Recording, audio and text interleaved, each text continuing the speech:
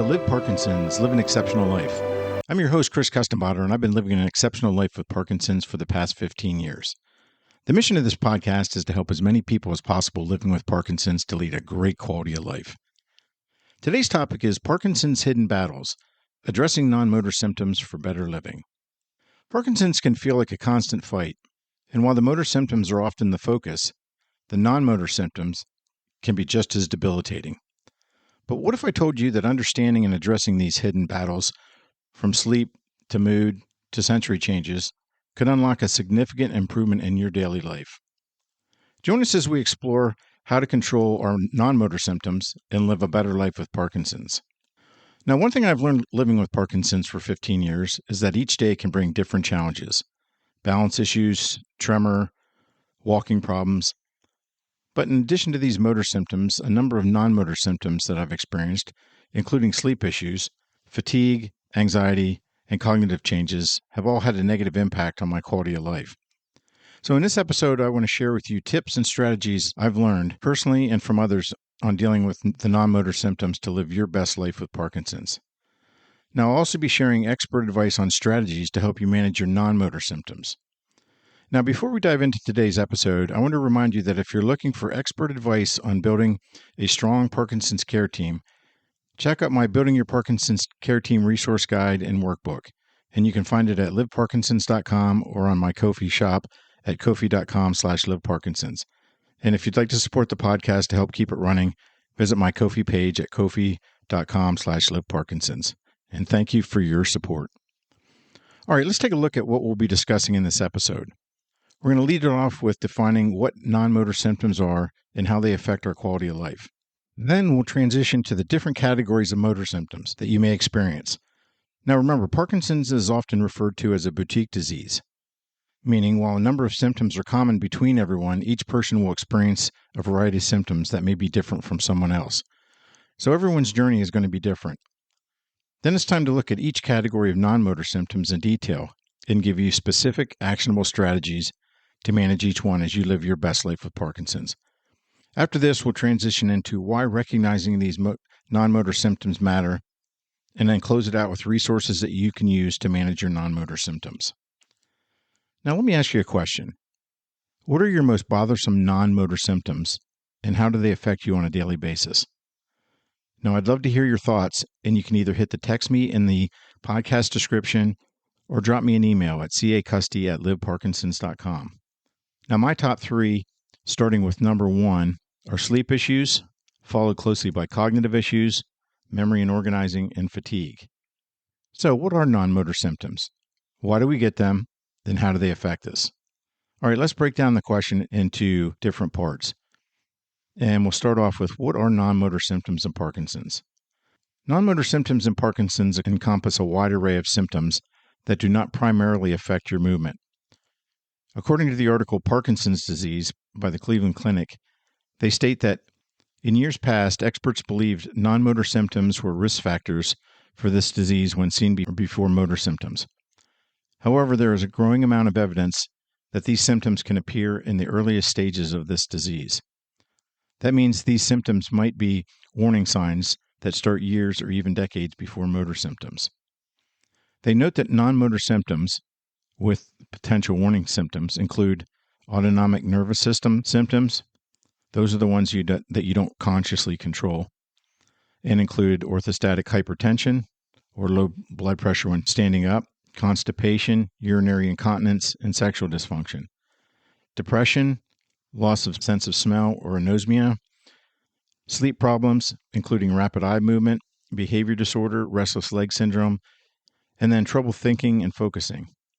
So it's important to note that non-motor symptoms can appear at any stage of the disease, and sometimes even years before motor symptoms are noticeable. Now, let's look at the second part of my question. Why do we get motor symptoms? Basically, the underlying cause of non-motor symptoms in Parkinson's is the same as for motor symptoms. It's the degeneration and loss of nerve cells in the brain. Now, it's not just the dopamine-producing neurons in the substantia nigra of the brain that are affected. Now, when this area of the brain begins to have dopamine-producing neurons die off, motor symptoms of Parkinson's can become noticeable. The accumulation of a protein called alpha-synuclein into Lewy bodies extend to other regions of the brain and the peripheral nervous system, which damages and disrupts various neurotransmitter systems and neural pathways, leading to a wide range of non-motor symptoms. So let's look at some of the key causes of non-motor symptoms, starting with dopamine deficiency. Now, besides its role in movement, dopamine also plays a part in our mood, motivation, and recognition, and cognition as well. Now, the loss of dopamine-producing cells can contribute to depression, anxiety, and apathy. Next up is neurotransmitter imbalance. Parkinson's affects other crucial neurotransmitters like norepinephrine, which is involved in attention and blood pressure, serotonin, which is involved in mood, sleep, and appetite, and acetylcholine, which is involved in memory and learning. Now, these disruptions in neurotransmitters contribute significantly to non-motor symptoms. And then we have autonomic nervous system dysfunction. Now, the autonomic nervous system controls involuntary bodily functions like our blood pressure, our heart rate, digestion, bladder function, and sweating. Lewy body accumulation in this system can lead to issues like constipation, orthostatic hypertension, urinary problems, and one of my personal favorites, excessive sweating. Another key cause is Lewy body accumulation in other areas of the brain. The spread of Lewy bodies to areas of the brain like the limbic system, involved in our emotions, the cortex, involved in cognition, and the olfactory bulb, involved in sense of smell, directly contributes to symptoms like mood disorders, cognitive impairment, and loss of smell. Okay, we've answered the second part of the question, why do we get them? Now let's address the last part of the question, how do non-motor symptoms affect a person with Parkinson's daily life? Because ultimately, that's what we're most concerned with. Am I right? Now, if living with Parkinson's, you know that non-motor symptoms can have a profound impact on nearly every aspect of a person's daily life. Oftentimes, they're invisible to other people. Now, let's look at some of the categories of non-motor symptoms that can have a huge impact on our daily life. And we'll be going into detail on these in just a little bit, but here's an overview. We'll start off with cognitive impairment, memory and attention, and then we'll talk about mood disorders, depression, anxiety, and apathy, sleep disturbances, one of my favorites, insomnia, REM sleep behavior disorder, and then we'll talk about some sensory issues like loss of smell and pain, and then autonomic dysfunction. We'll talk about constipation, bladder issues, and blood pressure changes. Others include fatigue, speech, and swallowing changes. Now, it's interesting to note that studies show that over 90% of people with Parkinson's experience at least one non-motor symptom. Now, I guess this statistic challenges the misconception that Parkinson's is just a movement disorder. All right, we've answered the question, what are non-motor symptoms? Why do we get them? And how do they affect us? Now let's switch gears and look at the key non-motor symptom areas in more detail. And let's lead it off with ones that I have quite a bit of personal experience with, and that is mood and mind. Now, there are a number of non-motor symptoms that fall under this category, but let's start out with the two biggies, anxiety and depression. So, how prevalent are they? Well, according to the article Depression by the Parkinson's Foundation, 50% of people with PD will experience some form of depression, and 40% of people with Parkinson's will experience an anxiety disorder. I mean, that's pretty substantial. Some studies suggest that a third of PD patients suffer from an anxiety disorder at any given time. Now, I know personally I've struggled with anxiety and panic attacks, and I've used cognitive behavioral therapy to finally overcome experiencing panic attacks. Now, let's look at both of these in a little bit more detail because they're so common and have a significant impact on our quality of life. And let's start with depression. Now, what is depression and what are the signs so that we might know if we are experiencing depression? Now, let's look at some of the warning signs or signals for depression.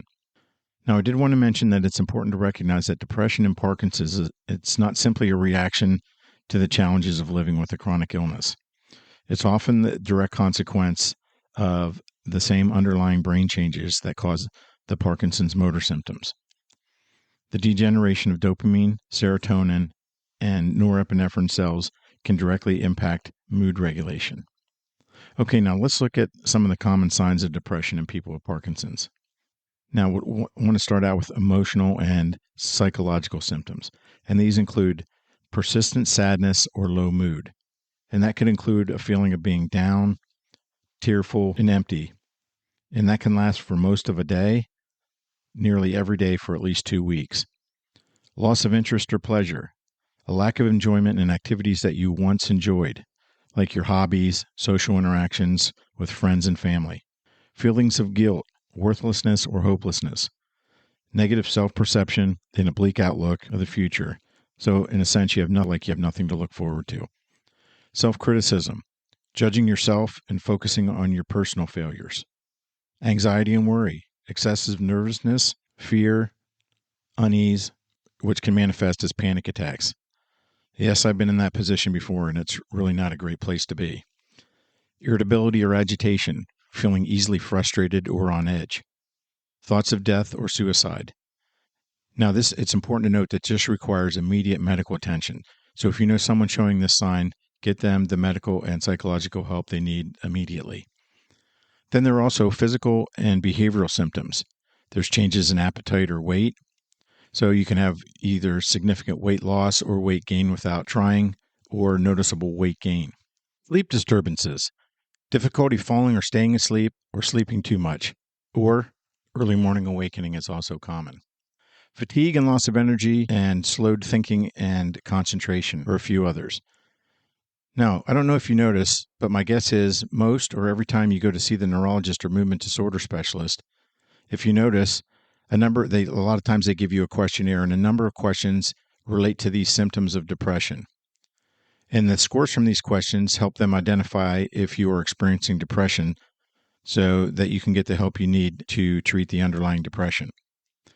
Now, I recently completed my 41st study visit on the Michael J. Fox Foundation study, and as part of the non-motor symptom questionnaires, there are a number of questions relating to depression and anxiety.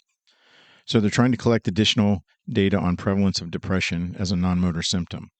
Now, the good thing is that depression is treatable, and using a combination approach to treatment often works the best. Treatment strategies can include medications like antidepressants, and some of the more common classes of antidepressants include selective serotonin reuptake inhibitors, or SSRIs, and they're often the first line of treatment due to their general favorable side effect profile. Examples would include Zoloft, Paxil, Celexa, and Lexapro. Other classes of medications include serotonin, norepinephrine reuptake inhibitors, which include Effexor and Cymbalta. Other antidepressants include Wellbutrin and serotonin dopamine uptake inhibitor, which includes Remeron, which affects serotonin, may also be used. Now, I want to stress that this information is for educational purposes only, and it's not treatment advice. Please discuss any issues or signs of depression with your healthcare professional so that they can develop a treatment plan that is right for you. Another treatment that is often used by itself or in combination with other therapies is psychotherapy or talk therapy. Now, this can include cognitive behavioral therapy, which helps you identify and change negative thought patterns and behaviors that can contribute to anxiety and depression. Now, this was a huge life changer for me. I use cognitive behavioral therapy to overcome anxiety, panic attacks, and depression issues. Now, if you want to learn more about cognitive behavioral therapy, listen to my podcast titled Parkinson's and Anxiety, How Cognitive Behavioral Therapy Can Take Back Control. Now, I share my personal journey with how CBT was a life changer for me. Now, two additional types of psychotherapy include interpersonal therapy, or IPT, which focuses on improving relationships and social interactions, which can positively impact your mood. And then supportive counseling gives you a safe place to discuss your feelings and challenges and get emotional support and guidance. And finally, one of the tools that can be used to treat depression and anxiety is, yes, your favorite of mine, exercise and physical activity. Yes, I said it, exercise. Regular exercise has been shown to have positive effects on mood and can alleviate depressive symptoms. Activities like Tai Chi, walking, swimming, and yoga can be beneficial. So lace up those sneakers, go for a walk, and enjoy nature if you're starting to feel down. Now, it's crucial for people with Parkinson's and their caregivers to be aware of the signs of depression and mood changes and share them with your neurologist or your primary care physician. Early diagnosis and treatment can significantly improve your quality of life. Anxiety and depression often go hand in hand, and a number of the symptoms of depression are often related to underlying anxiety. Now, let's look at apathy, which is another common mood and mind non-motor symptom. Look, let's be honest.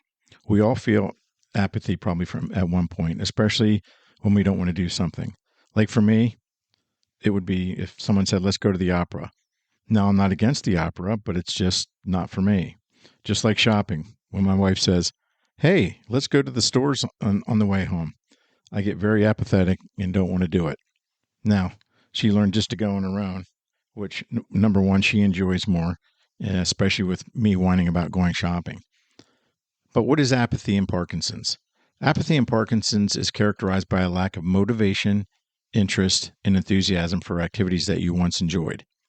Now, in my case, if I suddenly stopped wanting to play guitar or go fly fishing, or said that I wasn't interested, that would be a sign of apathy. Now, the shopping and opera examples that I gave were things that I just wasn't interested in. And so I was more like getting out of doing it than it was apathy. So the difference is that apathy is the reduction and is often goal-oriented behaviors and can show itself in several ways, including reduced initiative. So you have difficulty starting tasks or activities without being prompted to do so. Loss of interest, not only wanting to participate in hobbies and social events that you typically like to do. Lack of concern. You're really indifferent to personal matters or feelings of others. You just I just don't care. And then cognitive apathy, reduced curiosity and interest in learning new things. Now, this would be something that would be obvious about me because I love learning new things.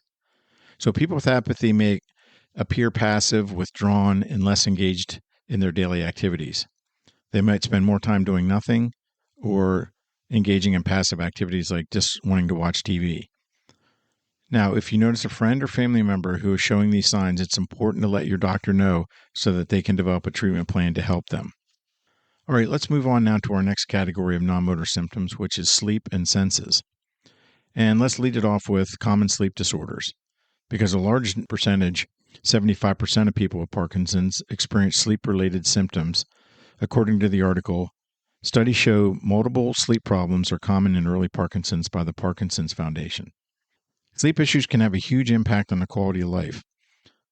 The article also states that this new study data shows that the most common sleep issues associated with Parkinson's were insomnia, which were 41% of patients that participated in this study, followed by REM sleep behavior disorder, or RBD, and excessive daytime sleepiness, both 25% of the participants that were involved in the study, and then restless leg syndrome, 16% of the participants. Now, let's look at some of the most common sleep issues and their causes, and then give you some strategies to manage them. And let's start with sleep issues or disturbances that most have experienced, and that was the number one sleep issue in the Parkinson's Foundation article, and that is insomnia. Insomnia means that you have difficulty falling or staying asleep.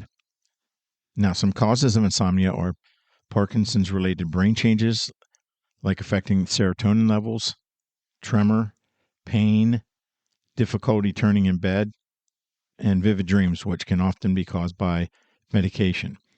And then another is frequent nighttime urination, which can cause sleep fragmentation, where you have to keep getting up multiple times and where you have periods of sleep that are broken because you're getting up and trying to fall back to sleep. Also, anxiety and depression and medication changes affect the brain's sleep-wake cycle. All right, now that we know what insomnia is and some common causes, let's look at some strategies to help you manage it. And we'll start it off with optimizing our PD medication. Ask your doctor if adjusting medication schedules can reduce your nighttime motor symptoms, because sometimes, you have trouble turning over in bed or you have tremor that wakes you up. So if you can change your medication and timing, that may be able to help. Good sleep hygiene, which is next on the list. Good sleep hygiene includes establishing a regular sleep schedule. Yes, even on weekends and vacation, you want to try to make sure that you go to bed and get up at the same time. You want to create a relaxing bedtime routine. So like a warm bath, reading, listening to calming music. But you should try to limit your computer, phone, and tablet use to at least a minimum of an hour before bed because the light can impact your sleep-wake cycle. And then ensure your bedroom is dark, quiet, and cool. You want to avoid caffeine and alcohol close to bedtime. Now, I remember a time when I went to my friend Scott's house a couple years ago, and we were playing board games, and we were having some soda and snacks, and I didn't realize the soda, what I like to call high test, because it contained a lot of caffeine. So I drank probably 5 or 6 glasses of soda, and needless to say, it took me about 3 hours to finally fall asleep, and I kept waking up all night. So to me, that was a good life lesson. Chris, don't drink a lot of caffeine late in the day or before bed, unless I want to be up all night. And then you want to limit daytime naps, especially long ones. And you don't want to take a nap too late in the day because that's going to affect your sleep as well. Now, I actually prefer, and my body seems to naturally do this, is the 20 to 30-minute power naps. I wake up feeling refreshed and not groggy like after I would take a long nap. Other strategies include cognitive behavioral therapy, which we've discussed, medications, and some of them should be used with caution, and they need to be used under medical supervision.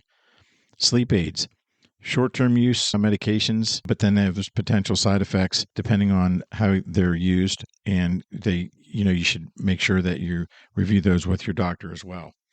Melatonin, which is a natural hormone that regulates the sleep-wake cycles, may be helpful for some people. Now, me personally, I didn't really have much success with it. Next up is REM sleep behavior disorder, or RBD. Some common causes of RBD include neurodegeneration of the brainstem, which specifically affects the areas that normally paralyze your muscles during REM sleep, and there's a strong association with alpha-synuclein clumping, which is highly prevalent in PD and Lewy body dementia. Symptoms of REM sleep disorder include acting out your dreams during REM sleep, which can include yelling, shouting, punching, kicking, and even falling out of bed. Now, most of the time, the person who's experiencing RBD doesn't really notice that they're doing it, but their bed partner will, and they need to bring it up for discussion. Now, some management strategies for REM sleep behavior disorder include bedroom safety. A lot of people need to pad the floor around the bed in case they fall out of bed when they're flailing around. And then you want to remove sharp objects or sharp edge furniture from the bedside. And one other thing is consider lowering the bed in case you fall out. Medications can sometimes be used under the supervision of your doctor. And then melatonin is the first-line treatment and can be effective in helping to reduce some RBD behaviors. And then finally, open communication with your bed partner so they don't get injured or traumatized if you're yelling or flailing around in your sleep. Next up on the docket is restless leg syndrome and periodic limb movements of sleep. Now, some common causes include iron deficiency, which is more common in restless leg, dopamine dysfunction, restless leg, and PLMS, which is the periodic limb movements of sleep, may include issues with dopamine signaling. Peripheral neuropathy, which diabetics may experience, is nerve damage which contribute to RLS. Symptoms of RLS include an irresistible urge to move the legs, often accompanied by uncomfortable sensations like tingling, crawling, or aching that worsen during rest and at night and are relieved when you move your legs. Now, PLMS is repetitive involuntary limb movements, usually your legs, during sleep, which can disrupt sleep quality for both the individual and the bed partner. Now, management strategies include iron supplementation. So if you're iron deficient, they could give you iron supplements. Dopamine agonists, medications like pramipexole and ropinirole, often used to treat PD motor symptoms, can be effective for RLS. And then gabapentin or Neurontin can help with RLS, especially if pain is involved. And leg massages may help provide some relief for restless leg syndrome. And then next up is one I experience and have a love-hate relationship with, and that's excessive daytime sleepiness. The causes include fragmented nighttime sleep due to insomnia. It could be restless leg syndrome, RBD, or just nocturia, where you have frequent nighttime urination where you have to keep getting up. And then just Parkinson's itself. The neurodegenerative process can involve the regions in the brain involved in wakefulness. Medication side effects in some PD medications can cause drowsiness, and underlying sleep disorders like sleep apnea can also play a role. Symptoms include feeling excessively tired during the day, difficulty staying awake, and unintentional napping. Some strategies for managing excessive daytime sleepiness: optimize nighttime sleep, if possible, by addressing insomnia, RBD, and restless leg, and review medications with your doctor. Some of the medications might be a major contributor to your daytime sleepiness.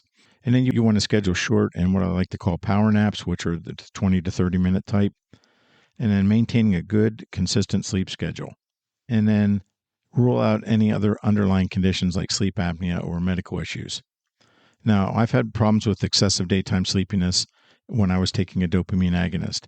And I would be trying to read something, or I was typing on the computer and I would nod off and my finger would continue holding down the computer key, and I would pop up 15 or 20 seconds later and I would have a paragraph of the letter I or the letter Q, whatever it would happen to be. And then I'd have to go back and delete all what I was typing. And a few times when I was reading, I almost hit myself in the head with the iPad when I started to nod off. And then there's also been times where I've been reading and I've either dropped the book in the middle of what I was reading, or sometimes when I was looking at the music for the guitar, I would just nod off for a second and drop the pick. So a change in medication really helped me out. Now, our final sleep issue is, which I also love, is sleep apnea. And that the most common being obstructive sleep apnea, where relaxation of the throat muscles leads to airway blockage. And it can be worsened by obesity and certain anatomical features. Symptoms include loud snoring, gasping for air during sleep, and pauses in breathing observed by a bed partner. And it can lead to daytime sleepiness and morning headaches. Now, let's look at some strategies to manage sleep apnea. And the first one is to use a CPAP machine, which is a continuous positive airway pressure machine, which is the standard treatment for treating especially obstructive sleep apnea. And it includes wearing a mask that delivers a pressurized air to keep your airway open. And I personally use a CPAP machine. And I sleep so much better, and I don't snore, which I know my wife loves. And oral appliances, and they can help by repositioning your jaw to maintain an open airway in mild to moderate cases of obstructive sleep apnea. And then weight loss is another thing that you can do to help improve your symptoms. So as we wrap up sleep issues, it's important to keep your doctor informed so they can help you get the sleep that you need. Now, in my case, it took a referral to the sleep specialist to really help me improve my quality and quantity of sleep, because sleep is so important. So make sure that you work through your sleep issues so that you can get the proper rest and shut eye that you need. All right, let's look at another common sleep and senses non-motor symptom, which is loss of smell, or anosmia. Estimates vary across studies, but many suggest that over 90% of people with PD have a reduced sense of smell. Some studies even report the prevalence as high as 95% or more. Loss of smell is important because it's often an early symptom of Parkinson's and can precede motor symptoms by years and sometimes even decades. Now, it's considered a reliable marker of the disease and is even included as supportive criteria in the clinical diagnosis of Parkinson's. Now, as we all know, the sense of smell plays a crucial role in the perception of our taste and flavor. Now, interestingly, our taste buds on the tongue can only really detect 5 basic tastes: sweet, sour, salty, bitter, and savory. It's our olfactory system, which includes breathing and smelling, that allows us to distinguish the complex and nuanced flavors of different foods and drinks. Loss of smell can affect our quality of life because it can reduce our flavor perception, and it also decreases the enjoyment of eating, which can have a direct impact on our appetite. So if we can't smell the food and it doesn't give us enjoyment, we might say, what do I really want to eat for anyway? The problem with that then is it can lead to inadequate nutrition and weight changes. Now, recognizing this common non-motor symptom plays an important role not only in diagnosis, but how it can impact your quality of life through diet and nutrition. All right, now let's look at the last category of non-motor symptoms that we'll be covering in this podcast, and I like to call these the body's inner workings. Now, we'll look at 3 different non-motor symptoms: autonomic dysfunction, bladder problems, and orthostatic hypertension. And let's start off with autonomic dysfunction. Now, you may be like me and are thinking, what in the world is autonomic dysfunction, which is also known as autonomic neuropathy? Autonomic dysfunction occurs when the autonomic nervous system doesn't work properly. Okay, that's great, but what's the autonomic nervous system? Well, it's a network of nerves that controls our involuntary bodily functions, meaning ones that you don't have to think about. Now, these include heart rate, blood pressure, digestion, body temperature regulation, sweating, bladder function, and pupil dilation. Now, when the autonomic nervous system is damaged or malfunction, these automated processes can be disrupted. Now, I know, for example, I have trouble with my body temperature especially when I'm outside and it gets really cold out. It never used to bother me. Now, when it's really cold out, I often start to shake and shiver and have trouble getting warm. And then I also sweat a ton, more than I did before Parkinson's too. So I have trouble with both hot and cold temperature. So I'm aware of some of the changes when you have autonomic nervous system disruptions. So how does autonomic dysfunction relate to non-motor symptoms in Parkinson's? Well, the same underlying neurodegenerative process that affects dopamine-producing neurons and leads to motor symptoms also impacts other areas of the brain involving the autonomic nervous system. And then you have the accumulation of the alpha-synuclein protein in Lewy bodies is believed to contribute to the damage of the cells within the autonomic nervous system. As a result, autonomic dysfunction is a common cause of many non-motor symptoms. Now let's look at how the autonomic dysfunction can manifest as various non-motor symptoms in Parkinson's. And we'll start off with cardiovascular issues like orthostatic hypertension. And that's where you have a significant drop in your blood pressure when you stand up. And that can cause dizziness and lightheadedness. And the issue with that is it can cause you to fall and hurt yourself. Gastrointestinal problems are another area that are affected by autonomic dysfunction and can include non-motor symptoms like constipation, gastroparesis, which is delayed emptying of your stomach, which can cause nausea, vomiting, or just a sense of fullness, difficulty swallowing or dysphagia, and drooling, and that's from excessive saliva buildup. Then you have urinary issues, which are another area that are affected and include urinary frequency and urgency, nocturia, which is the frequent nighttime urination, urinary incontinence. And another area we often don't think about is thermoregulation, which can include sweating and can include excessive sweating, which is hyperhidrosis, including nighttime sweats, and then you can have hot and cold intolerance. So that's difficulty regulating your body temperature in response to environmental changes. Now, if you have Parkinson's, how many of these non-motor symptoms have you experienced? Now, I can personally attest to experiencing several of these during my Parkinson's journey. So as you can see, autonomic dysfunction can have a significant impact on your quality of life.